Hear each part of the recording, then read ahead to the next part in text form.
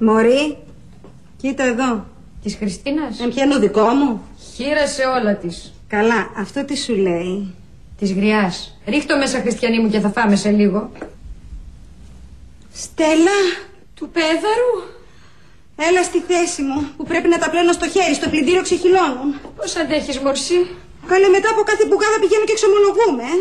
Σταμάτα, Σπασία, να χαρείς, σταμάτα, γιατί άναψα. Καλώς είναι. Ο Αντώνης. Καλή 1000 χρόνια θα ζήσει. Ο Αντώνης με κερατώνει. Τι? Και το έλεγα, η γρουσούζα το έλεγα. Γιατί το λες αυτό, Ντορίτα μου? Γιατί έτσι είναι. Δεν κατάπινα τη γλώσσα μου. Πώς το έμαθες, ποιος το είπε? Κανείς δεν μου το είπε. Δεν στράβωνε το στόμα μου. Δεν στράβωσε, Χριστιανή μου, το στόμα σου. Σταμάτα να κοπανιές να μας πει τι έγινε. Τι έγινε, βρε Σπασία μου, να.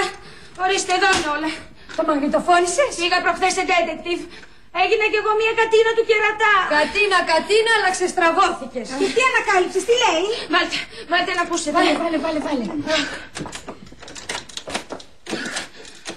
Θα περάσω να σε πάρω εγώ από το σπίτι μου τη μηχανή, εσύ. Τώρα μιλάει με ένα φίλο του, μετά είναι η...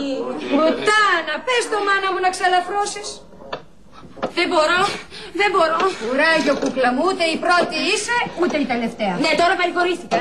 Σοπάστε τώρα, σοπάστε να ακούσουμε. Έλα, εγώ. Να, ακούτε. Α, γεια.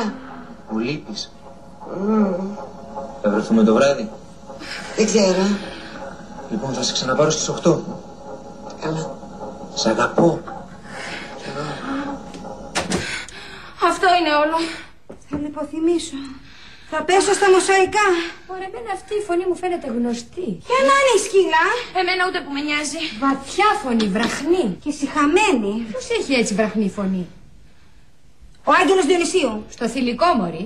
Η Αλέκα Κανελίδου. Πιο πολύ Τζένι Βάνου μου θυμίζει εμένα. Σας είπα, σκοτίστηκα, εμένα η προδοσία με νοιάζει. Χριστίνα, τρέξε! Όχι, να μην το πούμε στη μάμα, θα στεναχωρηθεί.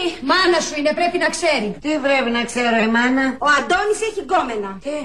Ποια? Δεν είμαστε σίγουροι, ή την Τζενιβάνου ή την Αλέκα Κανελίδου. Μεταξύ των δύο είμαστε. Ωραία, θα σπάσω το κεφάλι μου, αλλά θα την ανακαλύψω. Τι λένε αυτές οι παλαβές?